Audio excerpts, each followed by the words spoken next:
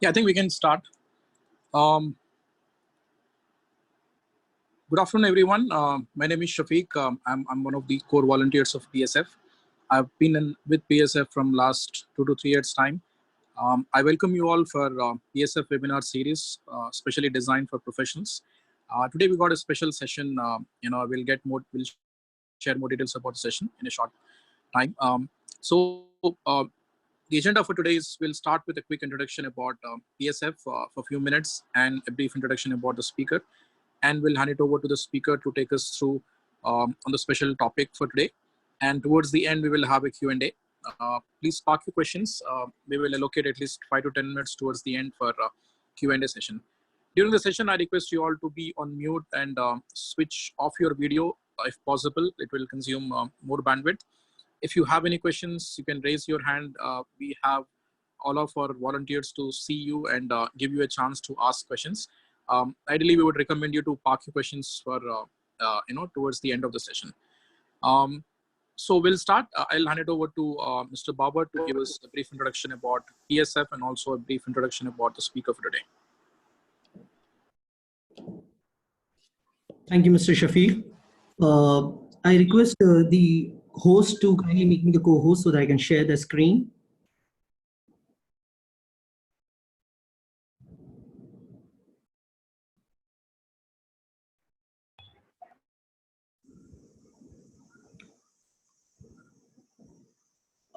I'm getting the notification that I cannot share my screen while the other participant is sharing. I request the other host to kindly stop the sharing of the screen so that I can share.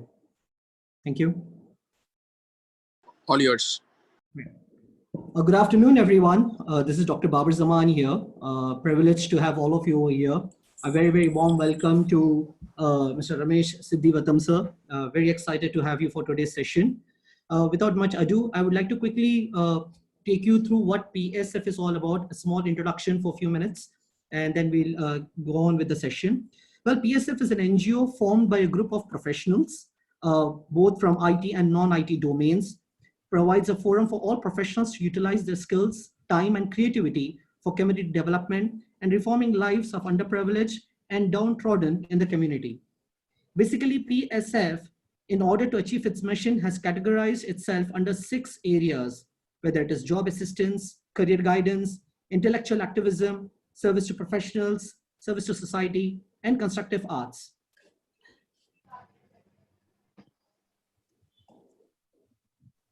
I hope you all could view my screen.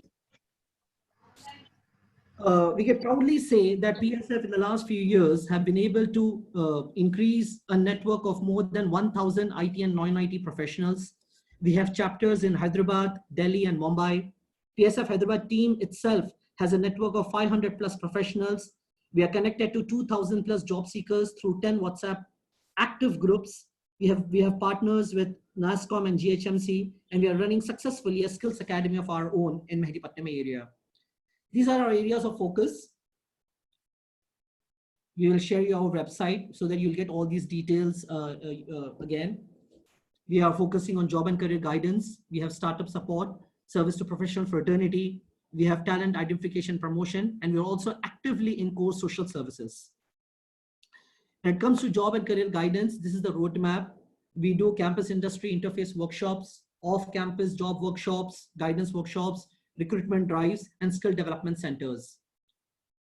These are our plan for 2020 focus. Unfortunately, yes, because of the lockdown, there has been we couldn't stay to it, but hopefully we'll get back on track right after the lockdown. Focuses on quarterly job fairs, recruiter connect, campus placements, and whatnot. We also have a special focus on hackathon, online virtual training, which we are currently doing these things, and focuses also on job search post-pandemic, where Mr. Ramesh Siddhivatam has volunteered to help us in achieving this target. The recruitment drives and placements, this is what has been in the last 2019. This is a quite quick snapshot. We were able to place our people in various companies. We organized interviews. We trained them, we guided them, and successfully many of them also taken internship with even Canadian companies. The Skill Academy workshop, which we have in Hyderabad, which is based in Mehdipatnam, these are certain courses we had taken. website development, Bootstrap, designers workshop, informatics, Havoc engineering, AWS bootcamp. These are the other programs that are under pipeline as far as IT programs are concerned. Some of our success stories, these are the people who had benefited from the PSF Skills Academy success stories. They got trained, they got placed, and they have an excellent package they got offered. We also, as social core services, we have taken school empowerment program where we continuously do various teachers training workshops. When it comes to core social services, focus has been on livelihood, education, healthcare, emergency work. This was the recent PSF winter drive where we were able to distribute blankets and sweaters and to help them tackle cold to almost 800 beneficiaries across the city. The best part about this thing was the excellent participation from our volunteers. We had 100 volunteers on the field while doing this activity. This is something which we are very, very proud of. Because of the COVID-19, the lot of businesses and small-time businesses were affected, and hence PSF had taken the responsibility as well, like many organizations, to take care of food and ration for people who have been affected. And so far we have, we have distributed more than 30,000 food packs. Continuously, we are taking care of these things. And we have also been appreciated by the police and the government for active participation. This is the entire team that was behind it, who was volunteering for this project. The other focuses areas are, we plan to focus on professional development program. We also plan to have industry interface workshops, social media activism, job and career guidance, organization development, study groups, school empowerment program, and core social services, which I just mentioned you about. That's a little bit brief about PSF. At the end of the program, we will be having Mr. Khalil, who will be joining in, and he will be sharing about the website and how you can also join this network and become a volunteer and contribute as all of us are doing it. So that's all from my end. Thank you so much, Mr. Shafiq. Over to you.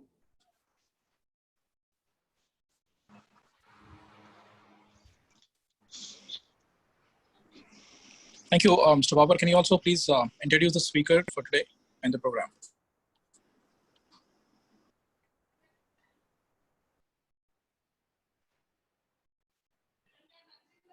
Yes, sure.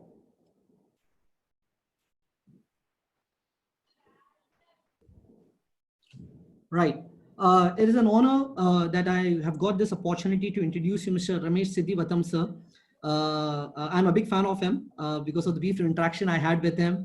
In a span of few minutes, he was able to enlighten me on so many aspects of business management. So a very, very warm welcome to you, sir. Mr. Ramesh Siddhivatam is an experienced person with over 20 years of experience in innovative human resources. He's a innovative human resource professional specialized in talent management, change management, coaching, mentoring, and transformation specialist from business to human resources. His experience lies that he has worked with top companies like reputed companies like HLL, Accenture, Deloitte, Convergys, Royal Bank of Scotland, BITS Pilani, Hyderabad campus, and whatnot. He is adept in conducting value contribution workshops in varied roles as strategist, enabler, accelerator in varied industry domains. He is popularly known as a transformational leader. He is a mentor and also a management guru. With not much ado, I request you, Mr. Ramesh Siddhivatam, sir, a very, very warm welcome to you, and the stage is yours, sir. Thank you so much. Thank you. Thanks, Baba. And is it audible? Yes, sir, loud and clear. We can even view you. Thank you, okay, sir. great. Okay. So before we start, thank you so much for PSF actually inviting me for this kind of webinar session. In fact, with very limited and short span of interaction, okay, I'm happy that we connected, and I thought, let me just share my viewpoints and whatever best I can contribute. I thought I will. Okay, and welcome you all, whoever is the participants. I think there are around 54 participants who joined us, and welcome you all. And before I start the session, I just want to make this session as an informal session. Before I would like to know what is the expectation from the I'm talking about the participants. What are their expectations if they start actually typing in the chat room? Okay, I'll be actually looking at that parallelly while I speak, and I will try to address, like I'll try to comprehend and articulate, okay, how many I can address actually to the best of my knowledge, and then we can take it further forward. Okay, that is the first thing which I want. So feel free, use the chat window and shoot your questions there. Like if you have any queries and expectations that these are to be addressed in this session. That is the first thing. Second thing, I just would like to give a pretext to whatever we are talking about, like as a part of, if you see that poster, okay, are you ready for your next move? Okay, thanks to the PSF team, like they are able to make a good poster out of like whatever discussions we have had. And at the bottom of the poster, I believe they also spoke about something like, you know, upskilling is the mantra during the uncertain times. Before going to the topic, okay, of upskilling, or you know, whatever you call change management or transformation, whatnot, whatever jargons we use, how are they applicable to us? How should we go forward in this crisis times? Okay, we'll be discussing. But before that, I would like to show one slide, okay, to you. Can I share my screen?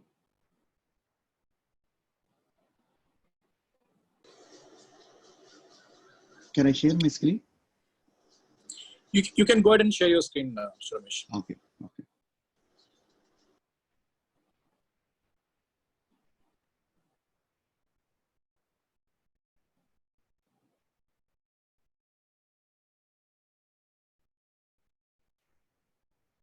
Okay, are you able to see my screen?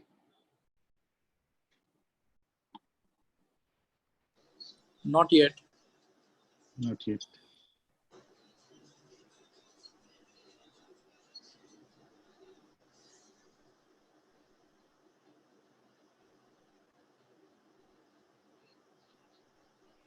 We cannot see your screen.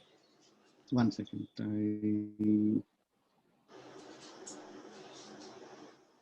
Okay, now? Yes, we can see now. Thank you. Okay, great. See, these are the two animals. Of course, one is bird and the other one is king. Sorry, lion is king of the jungle. Of course, in the animal kingdom. In fact, eagle, as you all know, that it is the king of the bird kingdom. Many a times I have seen people using these two characters. I'm talking about animals, which made their mark in their own kingdoms. There is a reason why I'm using these two animals, okay, for our discussion as a context, because I strongly believed until there is some storytelling around this, like people find it difficult to connect it to their lives. I'm talking about whatever jargons we talk, whatever, you know, management terms we speak. Okay. So to give a small background, these two animals, one is lion and the other one is eagle. I'm sure everyone, most of you, okay, would have heard, okay, in their experience, or, you know, they would have heard, they might have actually conducted sessions as well. There are many inspirational stories from these two characters. Now, the reason why I actually wanted to talk these two, okay, before we go ahead, is lion is a symbol, as you all know, okay. It actually, lion is characterized and, you know, picturized as in, if you talk in inspirational, you know, seminars or workshops, etc., you know, attitude is one thing which clearly comes out from this, the king of the jungle, which is lion. Like everyone knows that story, like, you know, whether lion actually, in fact, if you closely know, and if you are all aware, I'm sure they are aware, lion is not the largest animal. It is not the tallest animal. It is not the heaviest animal. In spite of all these, actually lion is the leader, everyone knew. And for what? It is one thing which clearly comes out is attitude of the lion. So what is that attitude of the lion which helps, okay, and how we can relate to that whenever we talk leadership, okay, we talk about lion. So I want you to picturize this lion, okay, on your minds, so that as and when we speak, the jargons, management, jargons, or let us say some terms, fictitious terms, or realistic terms, you will start to, I'll have to make you to connect to these characters. The second one is eagle. It is the king of the bird kingdom. In fact, there are many more things, okay, strategically to be learned from this bird, which is an eagle. In fact, during these times, crisis times, okay, COVID, or you talk any recession, or name any kind of crisis, this one bird which exhibits, in fact, like a beautiful term called change management or transformation, which is actually related to this bird called eagle. So which we will talk about it later. So please keep these two things in mind, before I go to the actual session. And why I thought of introducing these characters, for our session, to get connected more lively, and it should be connected to what we discussed. That is the sole reason. Okay.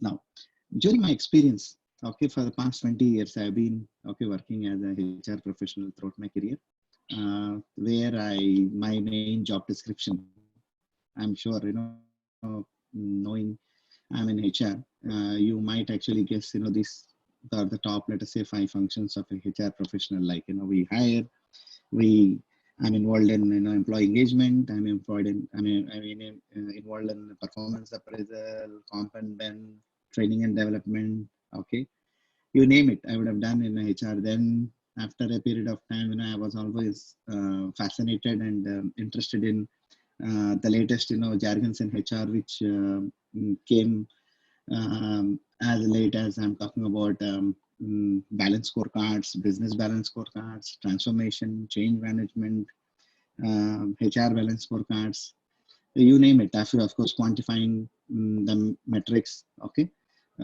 So I've been involved in all this, and one thing I can watch for during these kind of situations, these crisis situations, what happens on the minds of everyone. Okay, it is quite natural that probably one, how to, let us say, survive during these situations is one thing in their minds. Two, if in case any of the people actually get laid off or have a kind of threat of their jobs or of their positions, or sometimes they can be obsolete, looking at the current situations, because not all companies are of the same stature, okay, where they can afford actually to manage these situations. I'll give a small example. As everyone knew, like of late, a very good example of like how to overcome and manage during this situation, COVID-19 situation. I'm sure you would have heard about a news where Accenture and Microsoft, okay, collaborated with each other. Okay, there is a product called Teams, which is a product of Microsoft. Okay, where there was a collaboration, and they were able to sustain, if I'm not wrong, almost the revenues which they was able to sustain before the crisis. On par. How they did, etc. I'm sure you would get to know from news channels or sources of from authentic sources. You can get that information. If time permits, I'll share some more details on that. It is not the case with every company. Okay, there are many transformations which are required. I'm talking, when I say transformation, okay, of course people get sometimes interchangeably, they use the word change management as well. I'm sure people would know the difference between change management and transformation. In the benefit of everyone, and in the best interest of time, I'll just quickly tell the key difference between when I use these terms, change management and transformation. Change management is something like when you relate it to the past, like let's say before COVID or during COVID or before this crisis happened. Okay, what was our performance in the past? What was our sales in the past?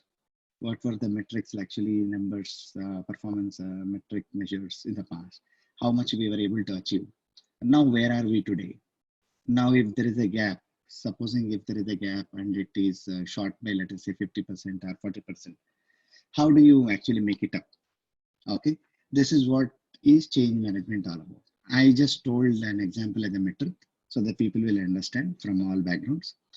So there are other input metrics like which you can look at utilization percentages, or you can talk about another input metric is revenue metric. Of course, revenue metric is an output metric. The utilization percentage is one of the input metrics. Productivity is another improve the input metric. So all these metrics, you can think about what was in the past and where are we today. How can I actually make it up so that I can catch up to that numbers, so that we are in the race. So this is one that is called change management. So change management essentially, you refer to the past and then try to get back to where you are in terms of positive numbers. I'm talking for good. Okay. Now coming to transformation, there is no reference to the past when we talk about transformation. You always talk about vision, creativity. Okay, you always try to do something like which is not done before, of course, through your creation, and try to live the present so that you are a model. You have transformed, be it in a personal transformation, digital transformation, social transformation, whatnot, any business transformation, HR transformation. You can actually transform anything, provided you have that vision, you are that creative enough, and you can actually fill those. I'm talking about, where you wanted to head, like in terms of your dream and vision, and are you able to create that kind of service or product? These two, change management and transformation, both actually are very much prevalent during this crisis.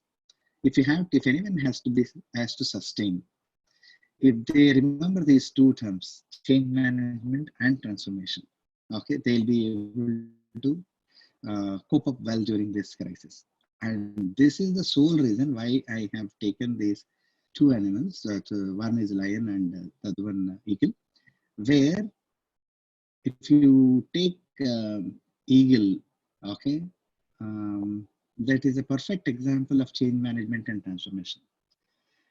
I'm sure some of you might know, for the benefit of others, eagle undergoes a lot of change management. Like it actually have the average lifespan of a human being. It can live for 70 years.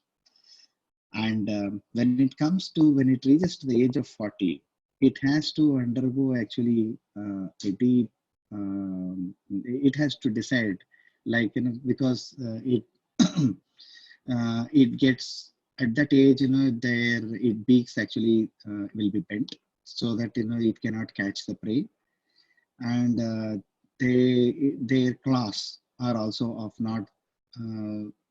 that healthy, like that it can catch the prey. Their feathers are also like eagle's feathers are like so closely attached to the body that it can't fly. Until unless an eagle, okay, makes a decision, yes, I want to change. Now I want to actually get my beak back in terms of in good health, like what it was earlier, so that I can actually catch a prey, okay, for my food, and also able to fly effectively like how I was doing in the past. So it actually goes to a rock and tries to beat up its beak so that its beak actually will regenerate. And once that beak is back, okay, it will actually try to remove its feathers and also claws, and all this regeneration, whatever you call, name you term, for that, to get that, a kind of a rebirth for her.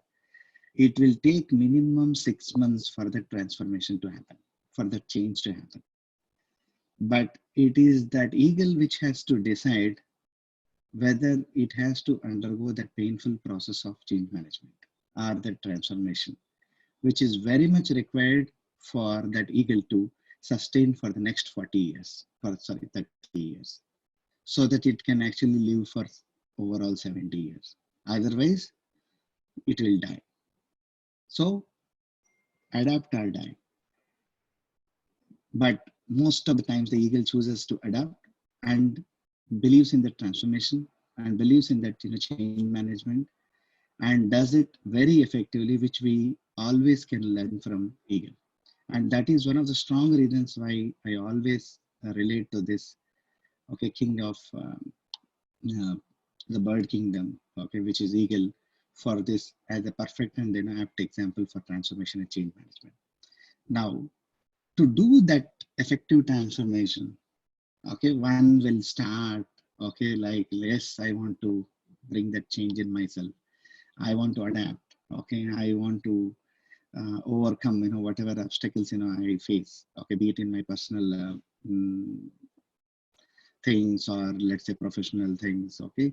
But what actually is a challenge for most of the people is like they start in the middle, actually they will not further continue that what they have started for various reasons, and then actually they are from back to square one, for which I always remember this attitude of lion, which help you to keep you continuing in that journey of transformation and change management, which will help you to reach your final goal and destination. How? Means a lion having that characteristic feature of, I'm talking about, like which I said, the key feature of a lion is that its attitude. Now I will be showing the slide. Change. Okay, these are the change, adapt to survive. Now the question is, if you are prepared, that is the readiness I'm talking about, to adapt, then you can transform. First, I used these two animal characters. Then I said that you have to transform and change. For that, you actually need to adapt yourself. Now, this lion, this is the reason why lion is the king of the jungle. I told you, right? The attitude. Okay. Now, this attitude, it strongly comes from the belief system. Most of the times, what happens?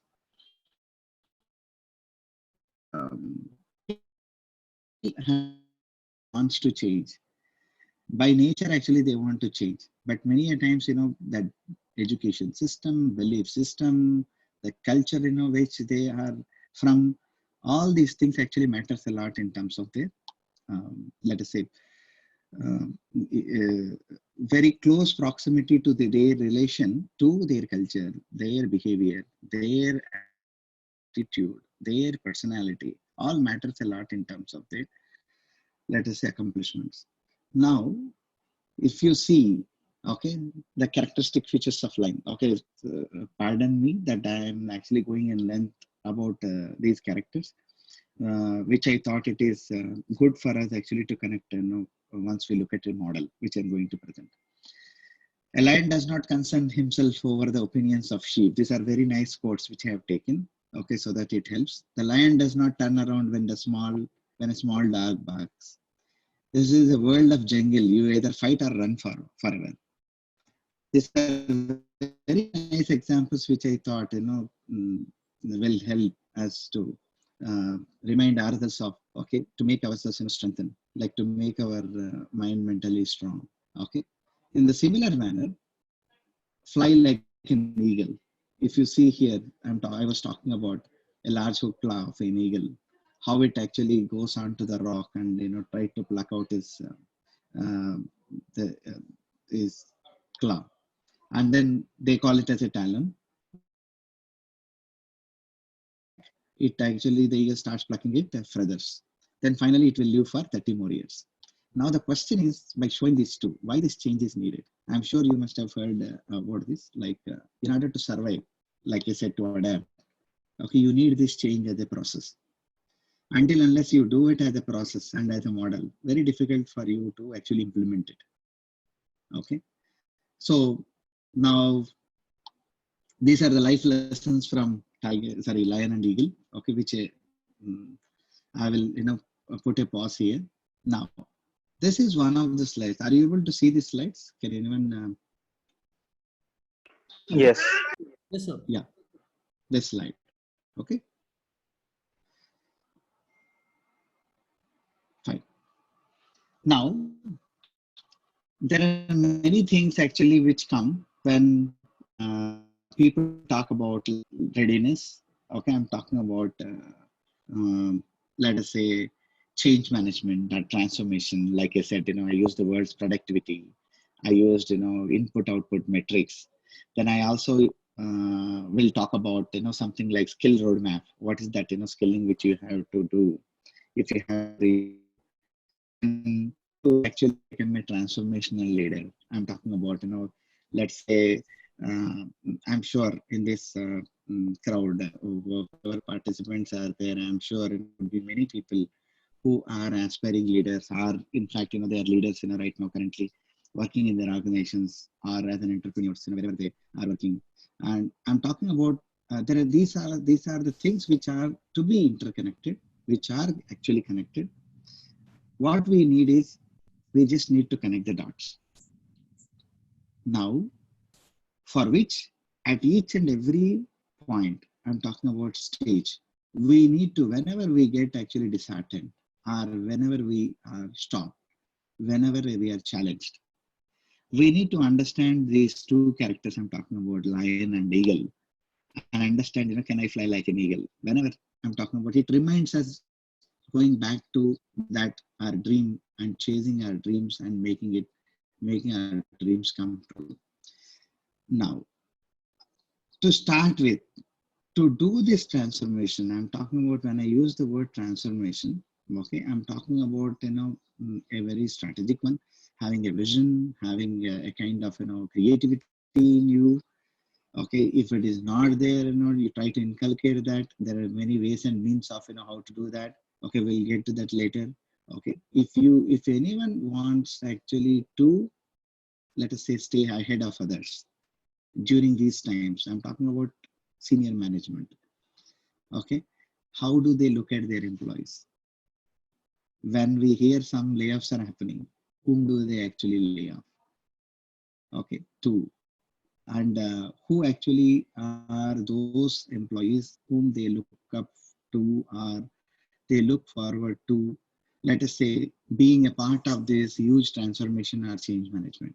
Because the businesses are the operations, you call it as, let us say, operational excellence, or strategy, or etc., will not be like it was yesterday. Going forward, there is a huge change, okay, which will happen in their the way the businesses are run and the way operations are run. So for which, who are those employees, who will fit the bill? Who are those employees actually who can be mapped to for those interventions where actually it helps our organization to move forward?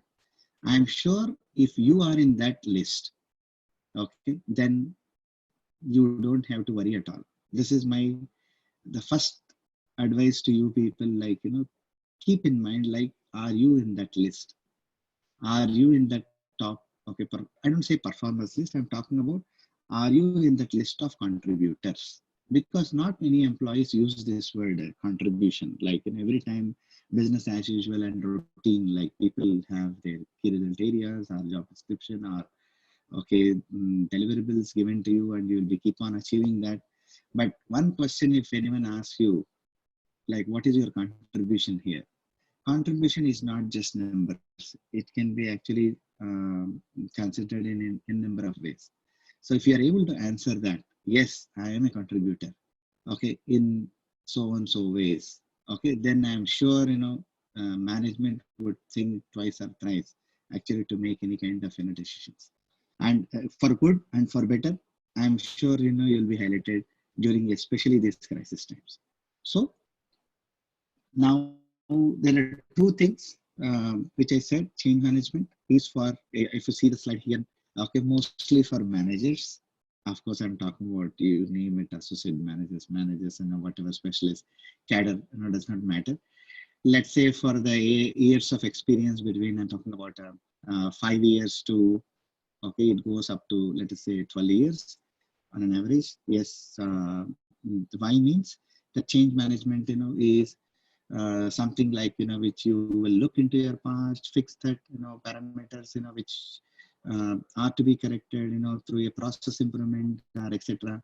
And try to get back that, situation normal is change management, which we talk about associated to managers. Now, leaders, when it comes to leaders, I'm talking about from, let's say 12 years to let it go up to 25 to 30 years of experience. We look up to them as, yes, expecting demonstrated behaviors of, let us say, transformational leaders.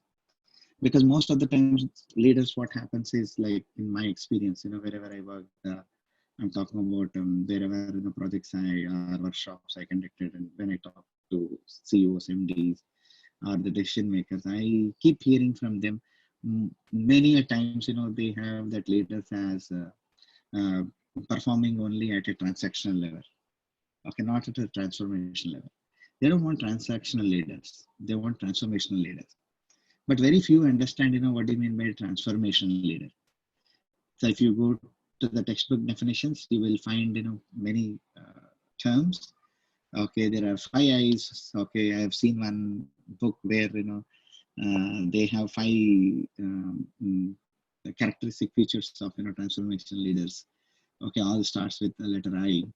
Okay, which is very interesting. Okay, but when it comes to actually implementation, okay, of actually being a transformation leader, of actually living that role as a transformation leader, okay, is a huge challenge, and which people look forward to meeting such kind of, people for either taking decisions or, let's say, running organizations, or, especially when this, change management and transformation happen.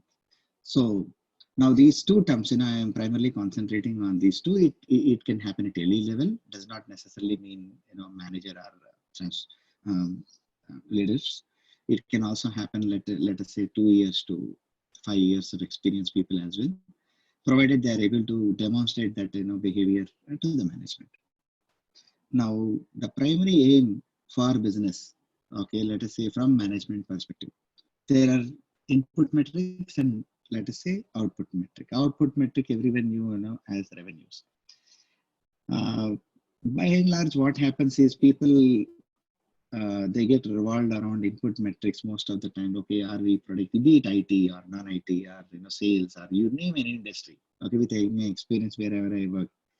Okay, like, are we productive? You have to ask yourself, am I productive? Productive in the sense, that is an input metric. And what are the metrics, for that again? What are the vectors for that? Okay, what is my utilization percentage? Of course, IT people know it very well. Like, what is my utilization percentage? Okay, because ultimately it goes for billing, etc. Next, are we really productive? Okay, these are the metrics, which people look into. Then one output metric is revenue. Sometimes what happens, even though you are productive, even though your utilization rate is high, not necessarily that, you generate revenues. Now, why I'm highlighting this is, during these time scenarios, when the businesses change, like nowadays, online thing is the best. Like, I'm talking about, many online tools, okay, have been used, and, many online products are coming. I'm talking about virtual products, have gained more importance, nowadays. Now, digitization has gained more importance. Now, the question is, our skill sets, those skill sets are in line with what, okay, a business wants in terms of the current needs of the crisis and the interventions which are needed, and are we able to contribute, to those kinds of streams, to those kinds of, let us say, interventions, to those kinds of projects. Not necessarily that, that skill might be known to you or inherent to you. Okay, if there is a chance, let us say, if you can learn that, between weeks to months, okay, from now, yeah, why not? We'll be able to pick up that skill, okay, whatever is required, and try to upskill yourself. And that skilling part also, not just for the sake of that business. You have to understand, what is your strength. Sorry, what is your current skill which is required. Supposing if I am changing my job, to some other industry or some other role, what would that skill be like, if I can learn that skill within a span of, let's say, 6 weeks to, let us say, 3-4 months. That is what one has to contemplate, and one has to do some kind of analysis and homework for himself or herself. If need be, they can actually look up forward to meeting a coach or mentor whom they know, so that they can internalize and take a decision like what kind of skilling they should learn. So it's a very broad and vast term, so I don't want to get go into in depth of that, which we can, like, if time permits, we can take that questions on that, or we can have a separate session going forward. I recommend that people should have that. So so now, where is the skilling coming from? It is coming from, which is related to the kind of businesses over a period of time, from, let us say, 6 months from now or 3 months from now, after this COVID crisis almost comes to an end. What is the impact on the kind of businesses? What kind of businesses actually will sustain? What kind of businesses will have more demand? And do I have that necessary skill set? Okay, for that. Regardless of your education, regardless of your whatever credentials or domains, okay, you can actually have those kinds of skill sets. Trust me, that's not a big thing. Okay, nowadays self-learning has gained more importance. You have ample time nowadays actually to do that at home. So we'll come back to that skilling part later. So now I have covered what is that strength which you have, or as a part of your vision. I'm talking about your short-term goal, and also you can have a long-term goal. Okay, if time permits, you can look into in that. But to start with, you need to have a short-term goal and find out your strengths, and then link to your skills, current skills, and projected skills, for the coming up role, or let us say for the domain or industry you might want to work in future. You must actually lay a roadmap for that and see how you can actually implement successfully and reach up to your goal, whatever you had set for. So another important part is, okay, once it is done, many a times people find it very difficult to implement. Like, for example, you have a great vision, you are very creative, you are known to be creative in your teams, but the thing is, you actually don't implement it, or you are not felt like that by your peers or management. Then there is something called, like, in human resources we call as what is your personality, what is your trait, what is your behavior, what is your attitude. All this have to be actually analyzed. All this have to be actually let us say, sit with your mentor, understand, or sit with your peers who can give good feedback to you, like, what is that you have to fix in terms of behavioral aspects, so that actually you can implement it and you are perceived, because perception matters a lot. It takes a lot of time to build it in either management, or I'm talking about your bosses, or amongst your peers, or in the society, in your fraternity. Okay, it's very difficult actually for, it takes time. It will not happen overnight. For that, I have used this term, feel, think, and engage, like, for a transformation leader, not necessarily for a transformation leader. Whenever you actually find this kind of situations, not only as, like, I'm talking about, grave situations, but even like, when you are not doing well in your projects, or, when your boss gives a poor feedback, or, when you are underrated, or when, okay, things are not going in your way. The first thing comes to is, like, the feel factor, like, what do you feel? How do you feel? So you get emotional, okay, you get panic. Instead of actually feeling, if you start thinking, then you will actually start having a very good conversations, and you will engage with people. Be it, I'm talking about top down or bottom up. It could be anything. It can happen with anyone. It does not necessarily, okay, is applied to only at a leadership level. It can be applied anywhere, like at any level.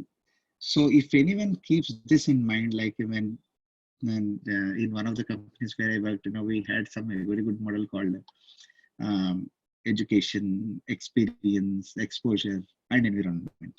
All these four matters. Until unless you strike a balance between all these, very difficult for you actually to engage. Okay, in the manner it is required, and in the because sometimes what happens, that is how you have to demonstrate your behavior. Otherwise, you are not accepted there. So you have to strike a balance between this, human behavioral aspect, as well as I'm talking about your skills aspect. And from business front, yes, people need to know that, yes, you know what you're doing.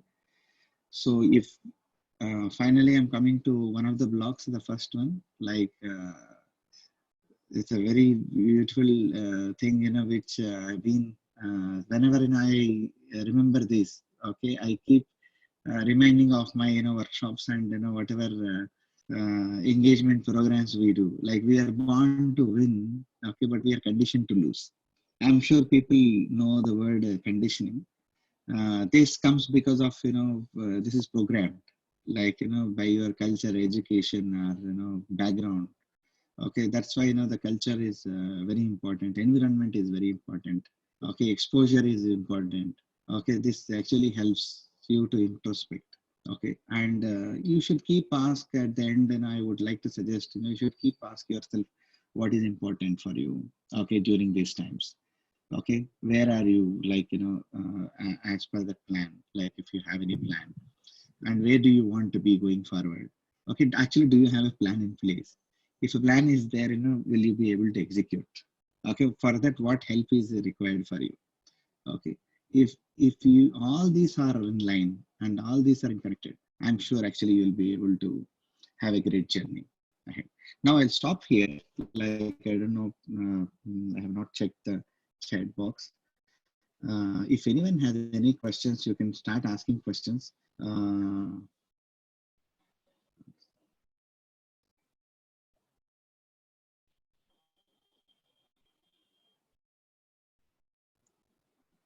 Hello.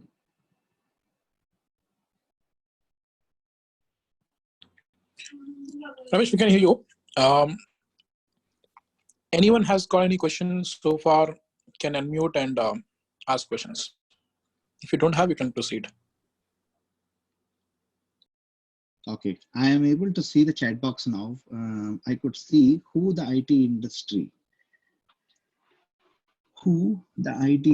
will transformation after COVID-19 and how. I think this question is from Rizvi. Okay, could you please elaborate it more, because I am not able to understand the question. Basically, my question was how the industry will come out, especially IT industry, after the COVID-19. Okay. See, to be honest, I'm not an IT professional. Okay, but to the level and extent I had worked in the industry, I'll try to give my viewpoint. Um, like I just gave an example to you. Whichever company comes first, like I took an example of Accenture and Microsoft collaborating with each other, okay, and leveraging the technology part. Okay, now that digital transformation, suppose a few people are working on it. Okay, those companies which their business have relied on that. There is the probability, okay, on all like in whatever manner you want to take online education front or digitization front or development front, those will be able to sustain. Now coming to the professionals, how many are required, okay, for that kind of projects, which come either which are from India or from outside. Okay, are we getting those projects? Okay, how healthy are those projects? Okay, what kind of projects are we getting? Are those projects will be able to sustain? Very difficult to stay at this juncture. But The good news is, I believe most of the companies, okay, at least 70% of 70 to 80%, okay, are able to take care of their employees and make them engaged in one project or the other. Only time can decide like what can happen after, okay, 3 or 4 months, because it also depends on the economy. I'm sure which you people have been following on, I think in the news, the growth rate would be negative, okay, as per IMF, okay. What it means to us, what it means for an employee, what it means for so-and-so industry is not something, which we can actually preempt at this juncture. So let's hope for the best. Rizvi? Thank you for that. I just want to continue one more thing here. Uh, Basically, as a management level, we also have an cost effective in the form of how do we constrain the cost. So what could be the alternate apart from the employee salaries and all, how we can reduce the cost of the expenses? And working from home would be one of the option for future to reduce the cost. Okay. See, I'll give a perspective. Like most of the companies are working from home nowadays. Like at least it will continue for another 2-3 months. Okay, let's suppose. Okay, looking at the current situation, people have started actually analyzing the reports basis the productivity and number of hours utilized. To their surprise, the productivity and utilization have improved a lot. I don't know if you are aware of this, which means now the client started, and in fact management started thinking, whatever the workforce we have been actually engaging so far, let's say 100 resources. With 100 resources, this is the work, okay, to be done with, let's say 100 resources. We are able to manage that with, let us say 80 or 60 resources itself. This is one of the good news, like where management thought, okay, I think the productivity increased, the number of hours of utilization have increased, number of tickets increased, okay, billable hours increased, etc. So here comes one of the, let us say, factors where they can look at actually reducing resources in terms of manage. Reducing resources does not necessarily mean layoffs. You can actually engage them for some other projects, for some other interventions, where you are improving the productivity and you are optimizing the resources. So this is one way of actually optimizing it so that it is cost effective. The second way is, are there, let us say, because of this crisis situation, like there could not be much impact on, let's say, travel, or the way businesses are functioning, if it is online, how much of actually infrastructure you are able to save, or the costs incurred on so and so items have reduced by so and so numbers. This have to be, okay, consciously the higher management's operational excellence team, they will work towards this and try to how to optimize the various parameters. So it differs from company to company again. If it is a manufacturing industry, what applies for a manufacturing industry might not apply for an IT or for an entertainment industry. So yes, if you feel like working from home, okay, saves transport, or it reduces, I'm talking about other expenses, okay, let us say to curtail, I'm talking about there are many expenditures which will happen. I'm talking about a company to run, I'm talking about power supply, transport, okay, you have infrastructure costs, etc., etc., and in fact manpower also, outsourced manpower, or full-time FTEs. Okay, it's a matter of your calculations to make it optimized. Okay, thank you, Siddharth, for the. Yeah. What now I'm seeing, I'm going from the top.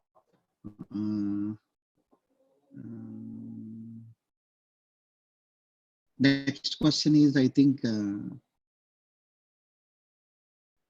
I'm working in core industry from the last 1 year. I think it is from Rahim, Abdur Rahim.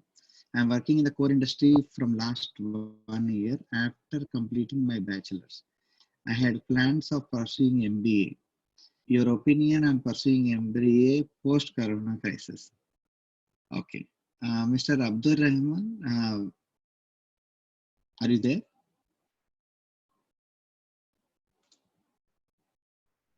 Which year you are going to pass out your bachelor's?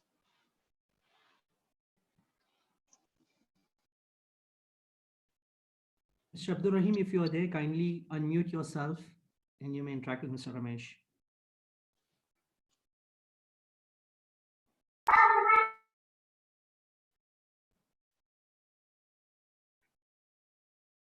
Okay, just in the best interest of time. Yeah, I think you can consider that he's completing his, this is his final year based on that. Okay, great. Okay. So see, having an MBA degree, like, if it is what you wanted, okay, you can always actually do your MBA for all these, fresh graduates. Okay, if you have time, yes, why not, do your MBA, it does not matter, but also it's a matter of your choice and conditions at home. Like, what is your preference? Like, if you want to do job, you can actually take up job after bachelor's. If not, if you can afford, you can actually do MBA. Even doing MBA, you have to be quite sure and clear, like, where, like, is it IIM, like, or XLRI, or etc., etc. So you have to contemplate a lot and see, what is your capability, and at the same time, affordability. Okay. It does not matter, like, pre-corona, post-corona. Okay, it does not matter to you, because we are talking about, if you are talking about MBA, 2 more years, from now, or maximum 3 years, like, it is a huge time. You can pursue your passion if that MBA is what you wanted to do. Not a problem. And when you say core industry, I just would like to know if the core industry is, I don't know what industry, is it IT or in electronics or what, civil, mechanical, I don't know. Okay, fine. Now coming to another one, are we experiencing one of the biggest pandemic ever after evolution or information era? We are sure about the consequences and how we need to prepare for it. This is what, like, how you need to prepare means you need to be always prepared, like I said. Okay, you need to be on toes, like, always upskilling, like yourself, keeping in mind, like, where you want to be in the current job, how you want to manage yourself in the current situation, so that you are in the top list of, let us say, top performers list, or, top priority list, or name whatever it is, because trust me, companies will start, keeping that kind of list on them, like in the radar, okay, to assign these kind of assignments, okay, and in terms of projects or to people, they'll be mapping, people and resources to these projects. So you must always, okay, list, okay, for which whatever is to be done, you have to do. And like I said, I use that word contribute, okay, instead of just doing whatever you are giving, try to show the contribution from your side, from all perspectives. Okay, and the best and another important thing is you should be able to project what you did. Many a times, people do work, but they don't know how to project themselves. Means it's sometimes, it becomes a challenge for the employee. So learn that skill, that art of actually projection. Okay, to your higher ups, or let us say your peers. Then coming to, like, if you are trying to move out, okay, there is a good opportunities, like, I'm sure people look out for cost cuttings instead of, example, like, if a role is there, like, in which is exactly the skill set, which you have, okay, and which you have mastered it, and you have experience and exposure to that skill set, okay, and why not, if the other company is offering, okay, a good role, okay, and you are interested in that kind of a role, okay, find out that skill set, whatever is required, okay, and I'm sure, okay, you can do wonders, especially during these times where everyone is waiting to watch and experiment, and there is no hassles and challenges from the senior management, especially during these times. Okay, so finally, after you decide where you want to go, do that skilling part and utilize these hours. I'm talking about work from home hours, okay, productively and efficiently. Optimize it. Strike a balance between your skilling hours and what you are supposed to deliver in your office time, and I'm sure you will succeed. Okay. Now, change management from Babar is related to past like performance and how. No, sir, it is not a question. I just wrote what you were saying. I wrote. Okay, fine, no problem. Then what are yours and what is RPA? Azim Pasha.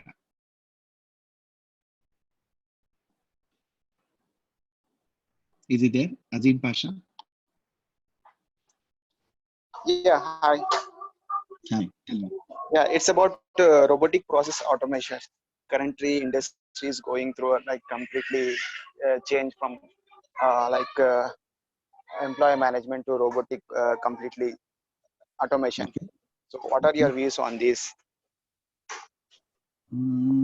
See, off late in television, I'm sure you also might be watching if you are interested in this. Even in hospitals, I believe instead of using humans to cure these pandemic patients, corona patients, they started using robots. Are you aware of this? In other countries. Okay, so I was also actually, I don't say it's a shock, okay, but robotics has been there. I think for almost more than, if I'm not wrong, for 30, 40 years, not a new field. But the only thing is gray orange. Have you heard of gray orange robotics? If you are interested in that area, okay, try and look, see there is a company by gray orange robotics, okay. These people actually do develop products, which are real time, okay, very much useful to the current scenarios. Yes, but as far as I know, okay, this is a very specialized skill. In fact, they are used in healthcare as well, which you are aware. But during this crisis situation, how it is actually taken forward, like that is what I told you, when I have seen in television using this, to treat corona patients, and they have been using robotics. So something of that sort comes, yes, definitely there will be a demand for that. But you should try and say, because explore the opportunities what are available during these times, because this is one area where it has to. There is a lot of struggle and challenge in terms of accepting, especially when manpower is a huge challenge. I'm sure there could be opportunity there as well, provided the product is good. You can explore actually more of such companies, where they have been into robotics.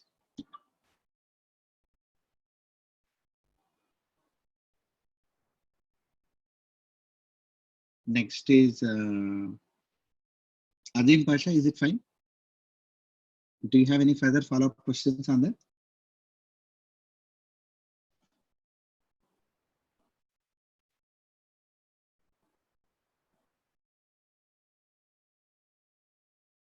What are the challenges you foresee, Adnan? What are the challenges you foresee or key pointers to keep in mind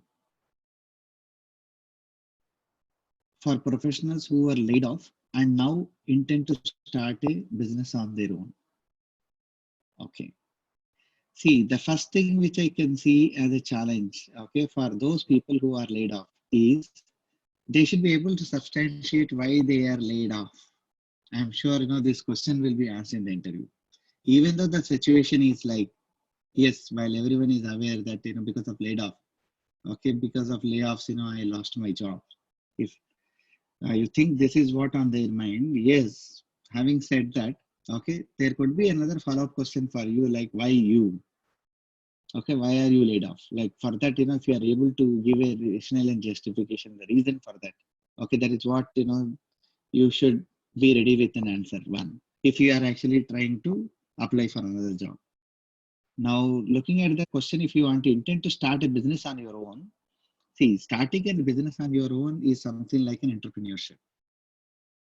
It is you are becoming an entrepreneur. So for that, the parameters of to be taken care as an entrepreneur, you have to you should have a good team working with you. You should have investments with you. You should have a plan with you. Okay, you should know how to start an organization. So all this, whatever is applicable there, are applicable for you. So how ready you are for that to act as an entrepreneur or become an entrepreneur is all it depends on how much experience you have had in the past. Like Adnan, if you are there, can you tell me how many years of experience you have as a professional in terms of job? Yeah, 12 years, Ramesh. 12 years. What is that area? Yeah, I have been a software professional implementing and as well as in the finance side. Oh, software professional. So what was your into development Software or plus finance. maintenance or database? Okay, okay. Which company you work for?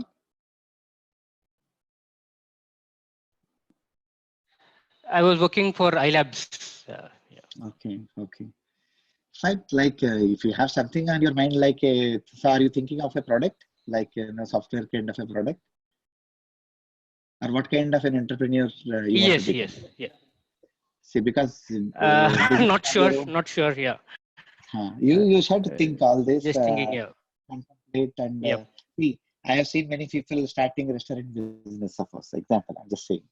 Okay, which is completely different from what they did. Or some people are into, let us say, buying and selling types of kinds of businesses if they have a strength. Or some of the people known to them actually give a support.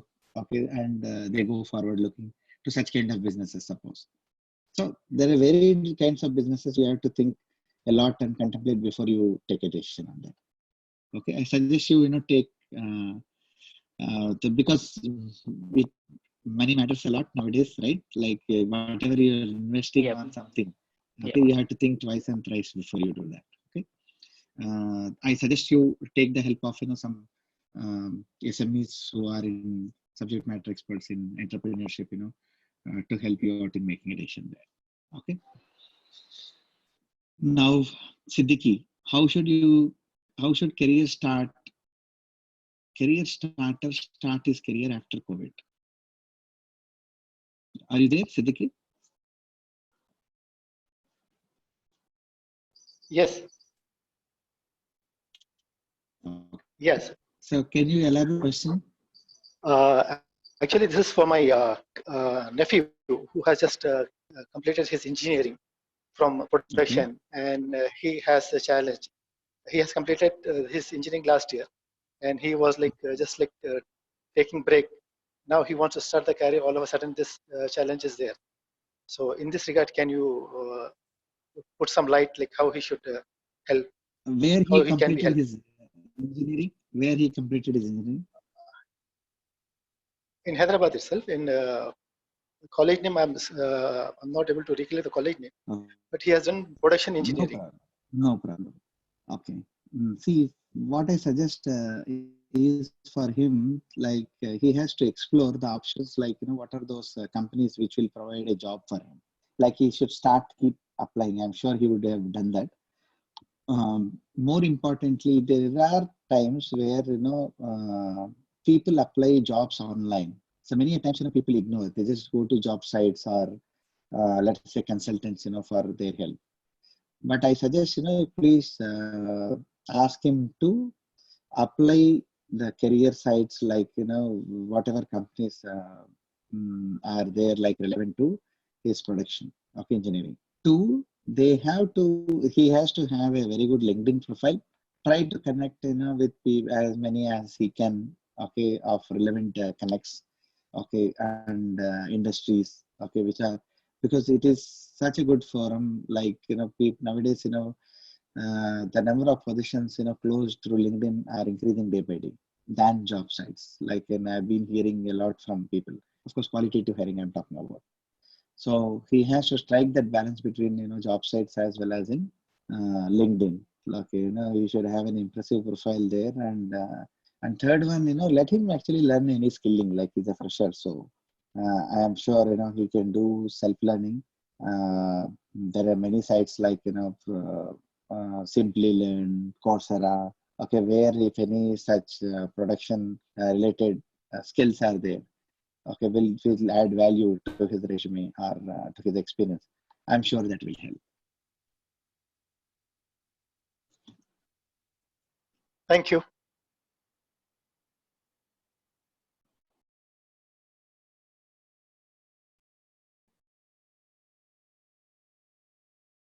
Okay.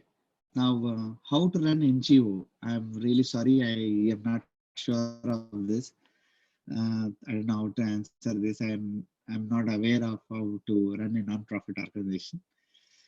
And what would be the strategies if it's just a startup? Yeah, strategies. Yes, from that front, have a goal, very clear goal. Why you want to start an NGO, and choose the right people actually to run for that as a core team, and be careful and cautious about how to register these companies. Okay, by Companies Acts, etc. Take care of all those. Okay, by taking the advice of the right people. Okay, advocates or etc. Just find out what the road guide. Consultants will be there who will help you on that front. What do you mean by strategies? What strategies you meant? Is it for operational strategies or what kind of strategies are we talking about? Okay, I don't see his name there.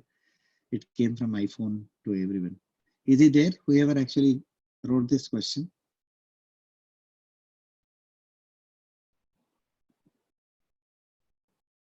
Okay. Going to next question. Changing job domain after 14 plus years of experience. Give some suggestions. So my question to Muhammad Faisuddin would be like, how many companies actually you worked with in this 14 years of experience? 5 companies. 5 companies. Okay.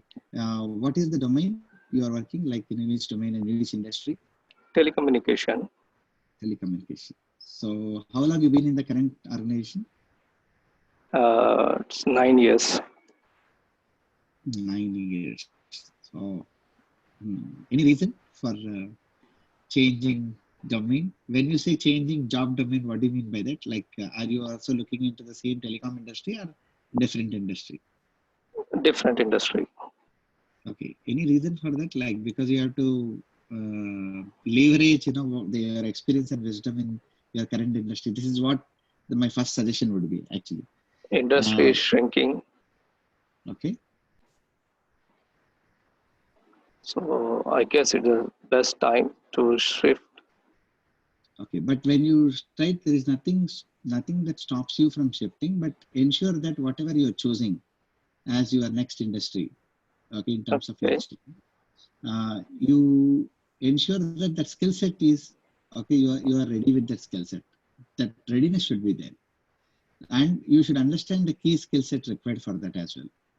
Because many times what happens, people end up just taking the courses or skilling just for the takeoff, for the having some kind of credentials and certifications, which will not serve the purpose. And 2, what skill set actually which give value addition for that industry, you have to explore a lot. And now the third question would be, those skill sets will you be able to learn in a span of, let us say, 3 months to 6 months? That's the challenge. Yeah, if it is going to be like, because when you say telecom, I know few of my friends, were working there. It's a very niche skill set in telecom. Like nowadays, I heard 5G, etc. kind of things are coming up. Okay. Yes, but when you want to shift the domain altogether, then you have to be extra cautious in understanding the opportunities in the other domains as well. In your domain, at least you can actually take the help of known people around you, or with your experience, you can take a call. But when in some other industry, you need a right mentor and actually coach to help you out in taking the action. Okay? Exactly. Be cautious. Yeah. Thank you. But still, I suggest you to explore telecom industries, okay, which you have not worked, and because latest updations on technology, people are leveraging on that and moving forward. Like many telecom companies are there. Why don't you search such a domain, okay, where you would be excited and equally challenging for you to explore. This is my suggestion. Sure. Thanks. Okay. What different projects can we do related to hiring? Please suggest. Related to hiring, Ilyas. Hello. Yes, sir. Yeah. Can you please throw some more light on this? What projects? Yeah, actually, we were related to asked. hiring? Yeah, correct. We were asked to do projects which is related to recruitment since there is no hiring for now, and since we are working from home, so there is no much work happening and there is no much hiring. So Okay. Management has asked us to do a different project, again, which is related to recruitment or onboarding process. So I'm just trying to think on these lines. So thought of taking No, this. are you a HR professional? Correct. Yes. Okay, but I'm you from are recruitment saying background. from recruitment background. So, Correct. what is the task given to you right now? Like, is it hiring, recruitment, or something else other than recruitment? So no, there is no hiring happening now. So we were asked to do a different project which is related to hiring. Example, there is a feedback from the candidate what we receive after their interview, or any kind of automation process which is not there where we are using papers or so this kind of project which is related to recruitment we were asked to do. So I'm just thinking on those lines. Okay. I would suggest something. Okay, I don't know if your company will allow. See, there is nothing like when we do MBA in HR. It is just MBA in HR, if I'm not wrong. Okay, not specific to recruitment. Even though you might be a specialist in recruitment. Okay. Why don't you take up a project related to, during these times especially, the productivity of manpower? Like people are working from home, right? How Correct. productive they are. See, it is related to manpower, right? It's related to HR again. How productive, what are the productive hours? How many hours they are effectively working? Okay, what is the utilization hours? Okay, I'm just giving an example. Okay, are they really engaged properly? What are the challenges they are facing? What is the wellness factor? Have you heard of wellness factor? Wellness. No, I do not. Okay, so just try to explore all these and slowly try to enter into HR, human resources, if you have the option. Okay. Because, do you have HR division in your company? Yes, we do have. Yes. Yes, try and get involved into their activities instead of just working on. I'm sure if you come out with some good suggestion, okay, like this is what you wanted to do, okay, like to bring transformation, like I've used those words, right? Change management and transformation. Correct. If you are trying to help them out with that, I'm sure anyone would actually entertain, because at the end of the day, you are an employee in the same company, and you are still a HR professional, like you are from the HR department. Correct. But all you need is you have to project it nicely and properly to them, so that it is a convincing project or intervention for them, which will help them in their business. Okay. Thank you, sir. Changing job domain. Okay, done.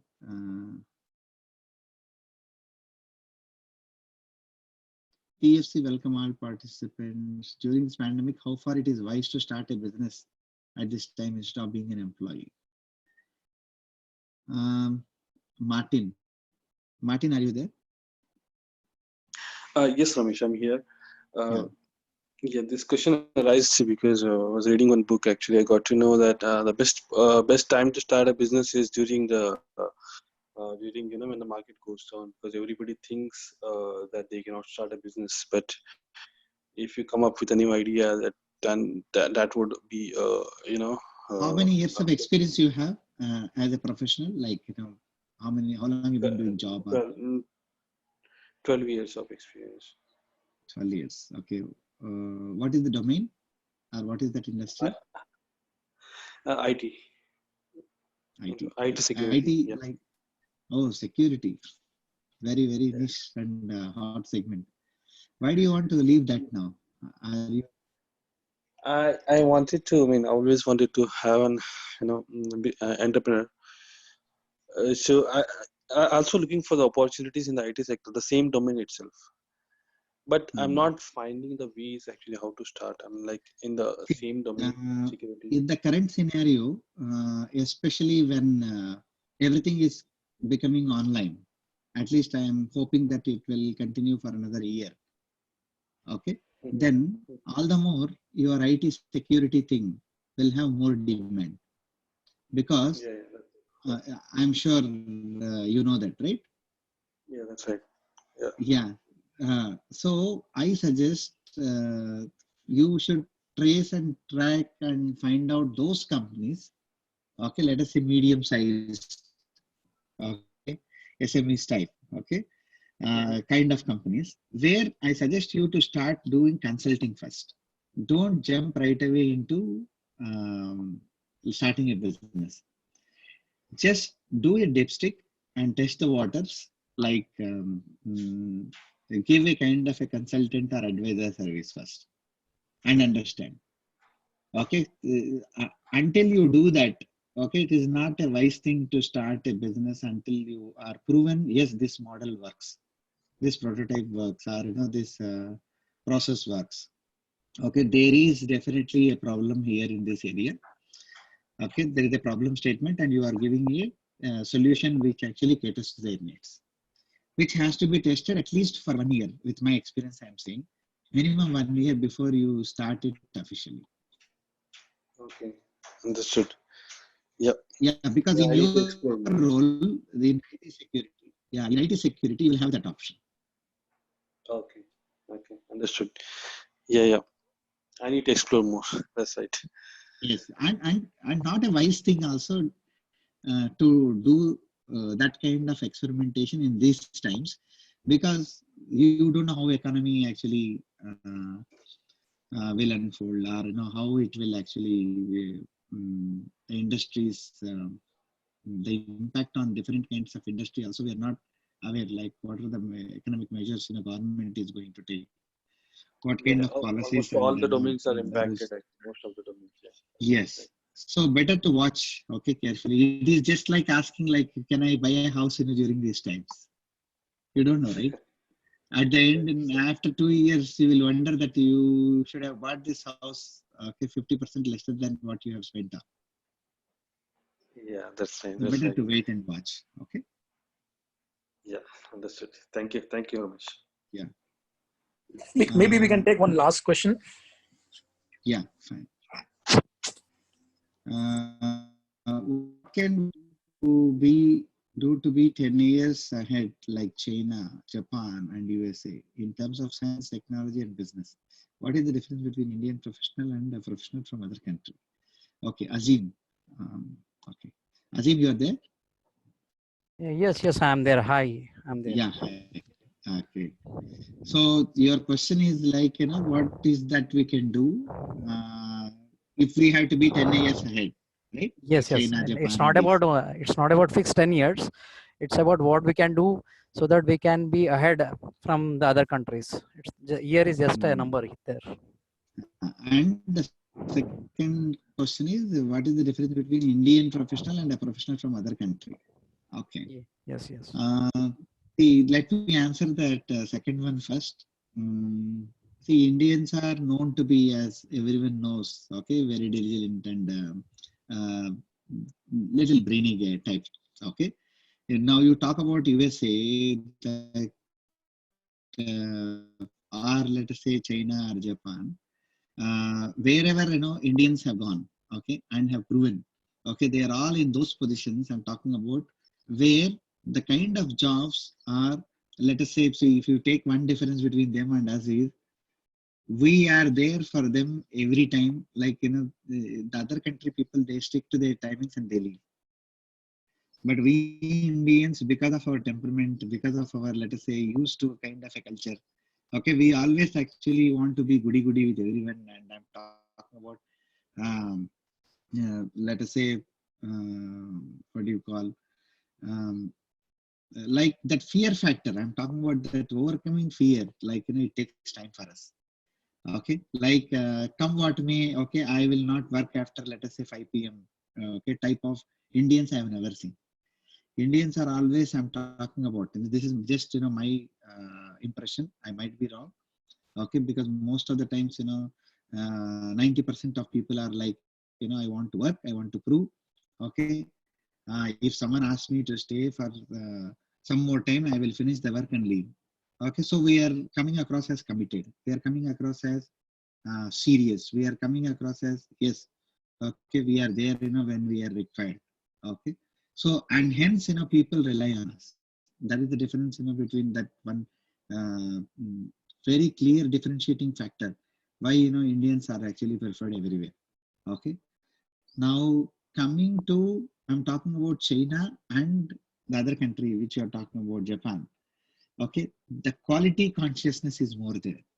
If you start working with those kind of clients, Chinese clients, it's very difficult, okay, to manage those clients if you have had that kind of experience. Okay, so to manage their expectations, okay, etc., it takes a lot of time. So understanding their culture aspects and their culture conditions. I mean, every organization has a culture, okay, and every industry has sort of culture. Okay, it takes time. Now coming to, you want India to be head like China and Japan and USA. To be honest, there is nothing like comparison between, okay, they are ahead or we are ahead, because it is quite interchangeable. I'm talking about, you would have heard the news that looking at the current situation, how far it is true, I'm not aware. These companies might in the world, okay, they want to see the hub as India, right? The India as a hub for where you will get a lot of cheap labor and manpower. Like instead of going to China, I believe they want to come to India. We don't know how much it can materialize, because every time we feel like, yes, this is a good news and happy news. Okay, if it happens, so there will be a lot of employment for our country. Okay, many a times actually it had gone to Southeast Asian countries. Okay, it never came back to India. But very difficult actually to tell what makes us actually, and only government can do certain things, and kind of MOUs or collaborations which they do, okay, will actually take our country forward. Otherwise, with whatever knowledge I have, the kind of projects I'm talking about, private companies, projects or etc., it is very difficult, to scale up to that level, because it's a mindset, it's a culture aspect, and it is an attitudinal aspect, which take a lot of time. It's not about one individual, right? We're talking about a group of individuals. I'm talking about millions of people, working together, because for a long time, that has actually institutionalized in their DNA. Okay, which takes a lot of time for us to have that kind of a change or transformation. Yeah. Thanks, Ramesh. I think we can close the Q&A session now and move towards the last part of our program for today. I'll hand it over to Khalil for closing the program. Thank you very much, Mr. Shafiq. Hello all, I'm Khalil Muhammad. I am also a member of PSF core team. I would like to thanks very much to Mr. Ramesh Siddhavatam for a great session. Very good analogy to learn, relate, introspect based on the lion and eagle example. That was great. I mean, you selected the best of the animals, and then tried to relate how their thinking is. I think it was very apt. By the way, thanks for all the audience. Sorry for stopping you in between. Really interesting questions. I see a lot of entrepreneurs. I see a lot of new ideas coming. So we want to become a platform for you. So I want all of you, I've sent the form here on the chat. Please come forward. We can all together grow up. So this is one of the motives of PSF. So we want you to come forward to develop yourself, to develop the other professionals, the job seekers, and the downtrodden members of the society. I know this session has helped all of us to ponder, look forward for the transformation with some very good words Mr. Ramesh has used, like work from home metrics. Yes, it is, there's no one else available to evolve. So you have to evolve yourself. So there are a lot of learning points from this session. So with this, I would encourage all of you to come forward and fill this form.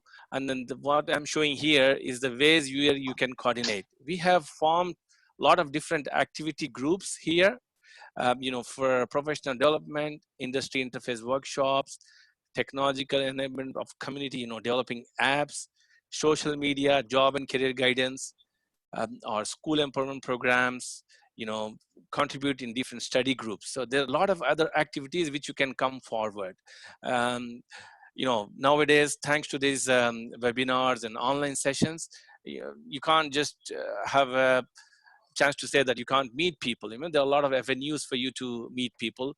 I request all of you to fill this form, this PSF volunteer form, which I will send back again in the chat group.